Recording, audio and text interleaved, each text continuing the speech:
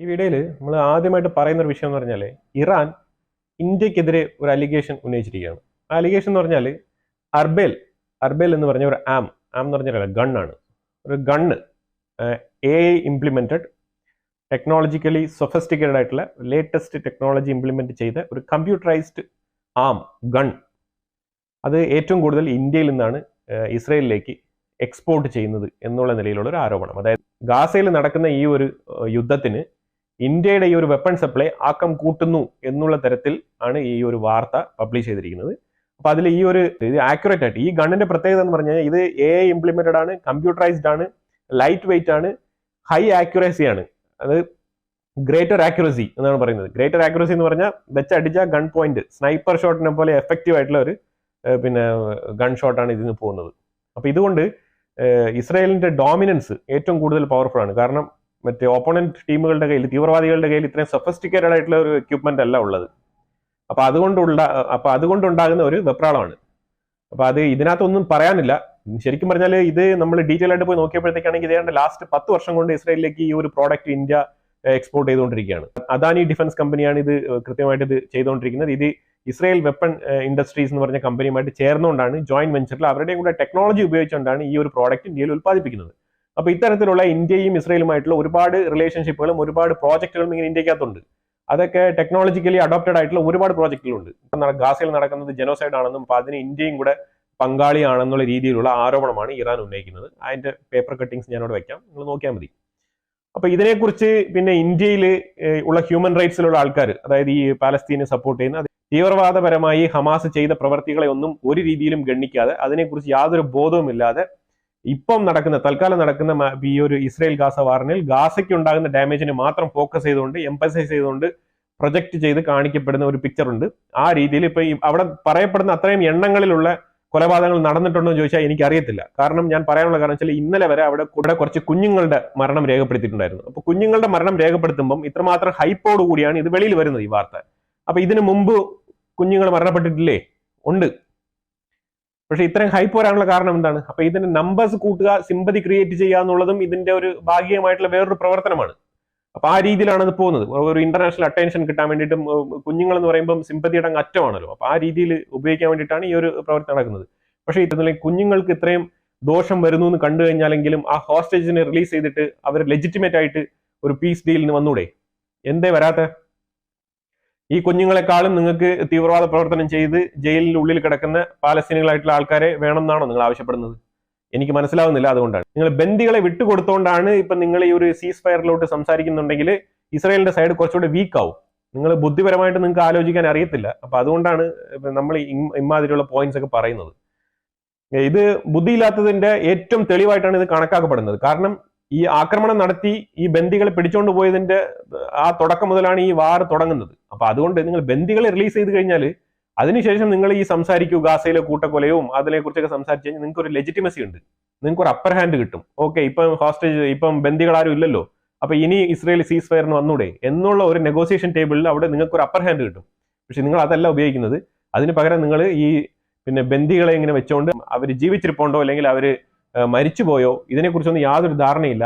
1-2 videos വല്ലപ്പോഴും കൂടെ നിങ്ങൾ ഈ ഒസാമ ബിൻ ലാഡൻ പുറത്തുവിടുന്ന കണക്ക് വല്ലപ്പോഴും കൂടെ ഒരു വീഡിയോ നിങ്ങൾ പുറത്തുവിടുന്നുണ്ട്, അല്ലാതെ ഒരു വിവരമില്ല എന്നുള്ളതാണ്. അപ്പൊ അതുകൊണ്ട് ഇസ്രായേലിന്റെ സൈഡിൽ നിന്ന് ഒരു രീതിയിലുള്ള പീസ് ട്രീറ്റിയും നിങ്ങൾ പ്രതീക്ഷിക്കേണ്ട, സീസ് ഫയർ ഉണ്ടാവത്തില്ല എന്നുള്ളതാണ്. ഇത് ശരിക്കും പറഞ്ഞാൽ നിങ്ങളുടെ ലാൻഡ് നിങ്ങൾക്ക് നഷ്ടപ്പെടാൻ വേണ്ടിയിട്ട് മാത്രമേ ഇത് സഹായിക്കൂ എന്നുള്ളതാണ് എൻ്റെ ഒരു അഭിപ്രായം. പിന്നെ ഇന്ത്യയിൽ ഹ്യൂമാനിറ്റേറിയൻ കൺസേൺ ഉള്ള അതായത് ഈ ബുദ്ധിയില്ലാതെ ഇങ്ങനെ പോയി ഇങ്ങനെ ഇസ്രായേലിനെ എപ്പോഴും അവരുടെ ചുമരിങ്ങനെ മാന്തി പറിച്ചുകൊണ്ട് ഇങ്ങനെ അടി മേടിച്ച് കൂട്ടുന്ന ഈ കൂട്ടത്തിന് വേണ്ടിയിട്ട് സുപ്രീം കോർട്ടിൽ പോയി ഹർജി സബ്മിറ്റ് ചെയ്തിട്ടുണ്ടായിരുന്നു. അത് കഴിഞ്ഞ ഏപ്രിലാണെന്ന് തോന്നുന്നു, 2024 ഏപ്രിൽ. അപ്പൊ സുപ്രീം കോർട്ട് വളരെ കൃത്യമായിട്ട് പറഞ്ഞത് ഡീൽ എന്നുള്ളത്, ഈ ഒരു വെപ്പൺ കരാറ്, ഈ ഒരു ഡിഫൻസിന്റെ ഡീല്, ഇതെല്ലാം സെൻട്രൽ ഗവൺമെന്റുമായിട്ട് ബന്ധപ്പെട്ട് രാജ്യത്തിന്റെ താല്പര്യങ്ങൾക്കൊത്ത്, അതുപോലെ ആ കമ്പനികൾ, പ്രൈവറ്റ് കമ്പനികളുടെ തമ്മിൽ നടക്കുന്ന ഇടപാടാണ്. അവർ തമ്മിലുള്ള കരാറുമായിട്ട് ബന്ധപ്പെട്ടാണ് ഇതിരിക്കുന്നത്.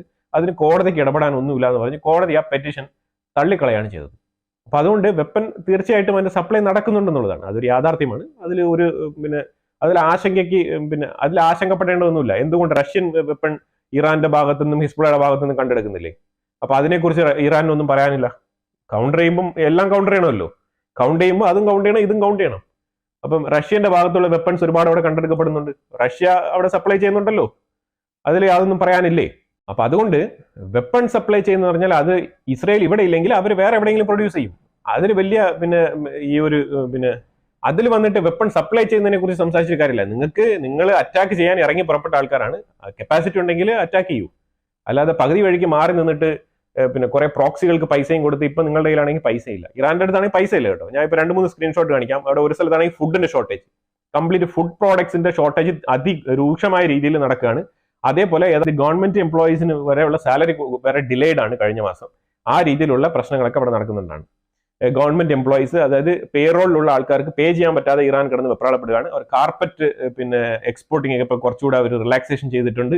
പല പല രീതിയിലുള്ള കാര്യങ്ങൾ അവരെ മുന്നെടുത്ത് വരികയാണ് എക്കണോമിക് ഡെവലപ്മെന്റിന് വേണ്ടിയിട്ട്. കാരണം ഈ ആഗോളതലത്തിൽ വരുന്ന ഒരു പ്രഷർ ഉണ്ട്. അതുപോലെ ഇപ്പൊ ഈ വാർ നടത്തി മുടിഞ്ഞു പോയിരിക്കുന്ന ഒരു അവസ്ഥ, ഇതിലെല്ലാം ഉപരിയായിട്ട് യൂറോപ്യൻ സൈഡിലും അമേരിക്കൻ സൈഡിൽ നിന്നൊക്കെ വരുന്ന പ്രഷർ. അപ്പൊ അതുകൊണ്ട് വെസ്റ്റേൺ കൺട്രീസും അതിനോട് ചേർന്ന് പ്രവർത്തിക്കുന്ന രാജ്യങ്ങളും ഇറാന്റെ മേലിലുള്ള അമേരിക്കയുടെ നിലപാട് എന്താണെന്ന് അറിയാൻ വയ്യാതെ അവരോട് ബിസിനസ് ചെയ്ത് മുന്നോട്ട് പോകാനുള്ള ഒരു സഹകരണക്കുറവ്, ഇങ്ങനെയുള്ള പല കാര്യങ്ങളും ഇറാനെ ബാധിക്കുന്നുണ്ട് എന്നുള്ളതാണ്. അപ്പൊ അതുകൊണ്ട് തന്നെയാണ് ഈ വക പ്രശ്നങ്ങളൊക്കെ അവിടെ ഉണ്ടായി വരുന്നത്. നല്ല രീതിയിലുള്ള ഇൻഫ്ലേഷൻ കൂടിയിട്ടുണ്ടെന്നാണ് ഇന്നത്തെ റിപ്പോർട്ട് പ്രകാരം അറിയാൻ പറ്റുന്നത്. ഇൻഫ്ലേഷൻ ഹൈ ലെവൽ ഇൻഫ്ലേഷൻ ആണ്. അതിന്റെ കാർ ഫാക്ടറി, ഇവർ സിറിയയിൽ കുറെ കാർ ഫാക്ടറി ഉണ്ട്, ഇവർക്ക് അവിടെ കാർ മാനുഫാക്ചറിങ് ചെയ്യുന്നതായിട്ടൊക്കെ അറിയപ്പെടുന്നുണ്ട്. അപ്പൊ ആ രീതിയിൽ ആ ഫാക്ടറി ഒക്കെ ഷട്ട് ഡൗൺ ചെയ്തിരിക്കുകയാണ്. കാരണം ഈ ഒരു ബോർഡർ ഇഷ്യൂ ഉണ്ടെന്നുള്ളതാണ്. ബോർഡർ ഇഷ്യൂ, അവിടെ നിന്ന് എക്സ്പോർട്ടിങ്ങിനും ഇമ്പോർട്ടിങ്ങിനും ബോർഡർ ഇഷ്യൂ ഉണ്ട്. അപ്പൊ അതുകൊണ്ട് കാർ ഫാക്ടറി അവിടെ ഷട്ട് ഡൗൺ ചെയ്തിരിക്കുകയാണെന്നുള്ളതാണ്. അപ്പൊ പല രീതിയിലും ഇറാൻ ഇങ്ങനെ കഷ്ടപ്പെട്ടുകൊണ്ടിരിക്കുന്ന ഒരു അവസ്ഥയാണ്. പിന്നെ ബെഞ്ചമിൻ നെതന്യാഹു ഇന്ന് രാവിലെ തന്നെ സ്പീച്ച് കൊടുത്തിട്ടുണ്ടായിരുന്നു. ആ സ്പീച്ചിൽ വളരെ കൃത്യമായിട്ട് പറയുന്നുണ്ട്, ആ പുള്ളിയുടെ മേളിൽ ആരോപിക്കപ്പെട്ട ICC ഇട്ട ഒരു കേസ്, അറസ്റ്റ് വാറന്റ് ഒക്കെ, അതിൽ നിന്നും ഒരുവിധ കുലുക്കവുമില്ല. ഏത് രീതിയിലുള്ള പ്രഷർ എന്റെ മേളിൽ തന്നാലും ഞാൻ എന്റെ വിഷനിൽ കൃത്യമായിട്ട് മുന്നോട്ട് പോകും തന്നെയാണ് പറഞ്ഞുകൊണ്ടിരിക്കുന്നത്. അതിലുപരിയായിട്ട് പറയുന്ന ഒരു കാര്യം എന്ന് പറഞ്ഞാൽ, ഈ പറയുന്ന കോർട്ട് ഉൾപ്പെടെയുള്ള ഈ ICC കോർട്ട് ആയിക്കോട്ടെ, UN ആയിക്കോട്ടെ, ഇതിൽ ഇടപെടുന്ന പല ആൾക്കാരും ആയിക്കോട്ടെ, ഈ ഹോസ്റ്റേജ് ഡീൽ, അതായത് ബന്ദികളുടെ ഡീലുമായിട്ട് സംസാരിക്കുന്ന രാജ്യങ്ങളായിക്കോട്ടെ, ഇവരാരും ഈ ഹോസ്റ്റേജസ്, ഈ ബന്ദികളെ വിട്ടു തരണം എന്നുള്ള ഒരു റിക്വസ്റ്റ് ആദ്യമേ ഈ തീവ്രവാദികൾക്ക് കൊടുക്കുന്നില്ല. ഇവർ ആദ്യമേ ഇസ്രായേലിനെയാണ് ഗണ്ണിക്കാൻ വരുന്നത്. അപ്പൊ എന്ത് ചെയ്യണം? ഇസ്രായേൽ ഈ ബന്ദികൾ 100-101 ബന്ദികളും ഹമാസിന്റെ കയ്യിൽ തന്നെ ഇരുന്നോട്ടെ എന്ന് പറഞ്ഞിട്ട് ഇപ്പം വാർ നിർത്തണോ? അതാണ് പുള്ളി ചോദിക്കുന്നത്. എന്താണ് ഉദ്ദേശിക്കുന്നത്? അപ്പൊ അയാൾ ചോദിക്കുന്നത് what's wrong with you people എന്നാണ് ചോദിക്കുന്നത്. അതായത് നിങ്ങൾക്ക് എന്താണ് സംഭവിച്ചത്? നമ്മളുടെ സൈഡിൽ നിന്ന് പിടിച്ചോണ്ട് പോയ ആൾക്കാരെ ആദ്യം വിടാൻ വേണ്ടിയിട്ട് പറയൂ എന്നാണ് പുള്ളി പറയുന്നത്. പക്ഷേ ഒരു കണക്കിന് നോക്കിക്കഴിഞ്ഞാൽ അത് കറക്റ്റ് ആണ്. ഈ പിടിച്ചോണ്ട് പോയ ആൾക്കാരെ വിടൂ, എന്നിട്ടല്ലേ പിന്നെ നമ്മൾ ടേബിളിൽ വന്നിരുന്ന് സംസാരിക്കേണ്ടത്. ഗാസയിലുള്ള ജനങ്ങൾ എങ്ങനെ മരിച്ചു വീണാലും യുവമാർക്ക് ഒരു കുഴപ്പമില്ല. കാരണം ഇവർ തുർക്കിയിൽ അങ്ങ് സുഖിച്ച് കഴിയല്ലേ. അപ്പൊ അതുകൊണ്ട് പിന്നെ അവർക്ക് ഒരു പ്രശ്നമില്ല. പിന്നെ അടുത്ത ടാർഗറ്റ് ചെയ്തിരിക്കുന്നത് മെഷാൽ എന്ന് പറഞ്ഞ ഒരു ലീഡറാണ്, ഹമാസിന്റെ ലീഡർ. ഹമാസിന്റെ ലീഡറായിട്ടുള്ള ഖാലിദ് മെഷാൽ, അവനെയാണ് ടാർഗറ്റ് ചെയ്തിരിക്കുന്നത്. അത് ഒഫീഷ്യലായിട്ട് തന്നെ അവർ അനൗൺസ് ചെയ്തിട്ടുണ്ടെന്നാണ്. അവനെ തട്ടും എന്ന് പറഞ്ഞിട്ടുണ്ട്. തട്ടിയിരിക്കും. നോക്കിയോ, യമനിൽ 85% ആൾക്കാർക്ക് കഴിക്കാൻ ആഹാരമില്ല. 3-1 പട്ടിണിയാണെന്നാണ് പറയുന്നത്. 3-1 പട്ടിണിയാണ് യമനിൽ. അതായത് ഈ യമനിൽ ഈ ഹൂത്തികളെ പോറ്റി വളർത്താൻ വേണ്ടിയിട്ട് ഈ ഇറാൻ മുടക്കിയ പൈസ ഉണ്ടെങ്കിൽ അവിടുത്തെ ജനങ്ങൾക്ക് സുഖമായിട്ട് ജീവിക്കാം. അതിലൊന്നും ഇവർക്ക് യാതൊരു താല്പര്യമില്ല എന്നുള്ളതാണ്. ഇവർക്ക് താല്പര്യമെല്ലാം എങ്ങനെയും യഹൂദരെ കൊല്ലുക എന്നുള്ളതാണ്. പിന്നെ ഇറാൻ പെട്ടെന്ന് വെനിസുലയുമായിട്ട് ഒരു ഡിസ്കഷൻ നടത്തുന്നുണ്ട്. അത് അറിയാമല്ലോ, വെനിസുലയ്ക്ക് ഓൾറെഡി സാങ്ഷൻസ് ഉള്ളതാണ്. അപ്പൊ അവര് സാങ്ഷൻസിനെയൊക്കെ എങ്ങനെ മറികടക്കുന്നു, അതിനുള്ള പ്രിക്വേഷൻസ്, നടപടികൾ എടുക്കാൻ വേണ്ടിയിട്ടുള്ള ഒരു ലേണിംഗ് പ്രോസസ് ആയിട്ട് ഇവർ വെനിസുലയുമായിട്ട് സംസാരിക്കുന്നുണ്ട്. വെനിസുലയുടെ കൂടെ മീറ്റിംഗ് നടക്കുന്നുണ്ട് ഇപ്പം. അതായത് ഇവരുടെ ഓയിലും കൂടെ എങ്ങനെയാണ് വെനിസുല എങ്ങനെയാണ് ഇത് കാര്യങ്ങളൊക്കെ സർവൈവ് ചെയ്യുന്നുള്ള രീതിയിൽ ഇവർക്കും കൂടെ ആ ഒരു പ്രോട്ടോകോൾ ഫോളോ ചെയ്യാൻ വേണ്ടിയിട്ടുള്ള ഒരു ലേണിംഗ് പർപ്പസിനാണ് ഈ ഒരു മീറ്റിംഗ് നടക്കുന്നത്. താരതമ്യേന ഈ സാങ്ഷനുള്ള ആൾക്കാർ രണ്ടുപേരും തമ്മിൽ ചേർന്ന് കഴിഞ്ഞാൽ അവർക്ക് ഒരുമിച്ച് ബിസിനസ് ചെയ്യാമല്ലോ. ആ രീതിയിലാണെന്ന് തോന്നുന്നു ഈ ഒരു സംസാരം മുന്നോട്ട് പോകുന്നത്. അതിന്റെ ഡെവലപ്മെന്റ്സ് വരുന്ന മുറയ്ക്ക് നമുക്ക് അതിന് മനസ്സിലാക്കാൻ പറ്റും. വെനിസുലയുടെ ഓയിൽ മറ്റുള്ള നാടുകളിലുള്ള ക്രൂഡ് ഓയിൽ പോലെ ഒരു ഈസി ആയിട്ട് ഒരു റിഫൈനറിൽ വെച്ചിട്ട് അങ്ങനെ ശുദ്ധീകരിച്ചെടുക്കാൻ പറ്റത്തില്ല. അതിന് കുറച്ച് സ്പെഷ്യൽ ആയിട്ടുള്ള ഒരു ഇത് വേണം. കാരണം മറ്റുള്ള സ്ഥലങ്ങളിൽ കിട്ടുന്ന ക്രൂഡിനേക്കാളും അവിടുത്തെ ക്രൂഡ് കുറച്ചുകൂടെ ഡിഫറെന്റ് ആണ്. അപ്പൊ അവിടെ കുറച്ചുകൂടെ വേറെ കെമിക്കൽസ് ഒക്കെ മിക്സ്ഡ് ആയിട്ടാണ് വരുന്നത്. അപ്പൊ അതിനെ സെപ്പറേറ്റ് ചെയ്ത് എടുക്കാൻ വേണ്ടിയിട്ടുള്ള സ്പെഷ്യലൈസ്ഡ് ആയിട്ടുള്ള റിഫൈനറീസ് ആവശ്യമുണ്ടെന്നുള്ളതാണ്. പക്ഷേ ഇന്ത്യയിൽ അതുണ്ട്. വെനിസുല ഓയിൽ ഫിൽട്ടർ ചെയ്യാനുള്ള കപ്പാസിറ്റി ഇന്ത്യക്കുണ്ട്. നമ്മൾ പല രാജ്യങ്ങളിൽ നിന്നും മേടിച്ച് റിഫൈൻ ചെയ്യുന്ന ഒരു രാജ്യമായതുകൊണ്ട് നമ്മൾ പലതരത്തിലുള്ള ഓയിലുകളും റിഫൈൻ ചെയ്യാനുള്ള കപ്പാസിറ്റിയോട് കൂടിയാണ് നമ്മളുടെ റിഫൈനറികൾ ബിൽഡ് ചെയ്തിരിക്കുന്നത്.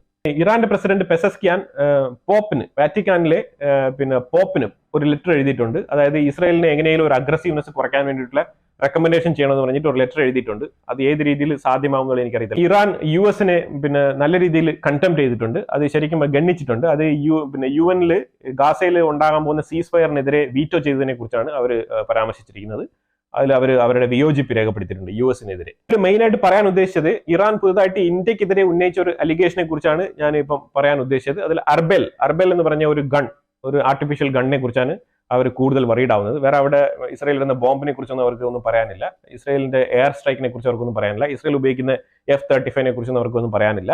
പക്ഷെ ഇന്ത്യയുടെ, അതായത് ഞാൻ പറയട്ടെ, ഇന്ത്യ എന്ന് പറയുമ്പോൾ കേൾക്കുമ്പം ചിലർക്ക് ഇങ്ങനെ ചെറിയ ചൊറിച്ചിൽ മാന്തലൊക്കെ എടുക്കും. അത് വെറുതെ പറയുന്നില്ല, അത് ഉള്ളതാണത്.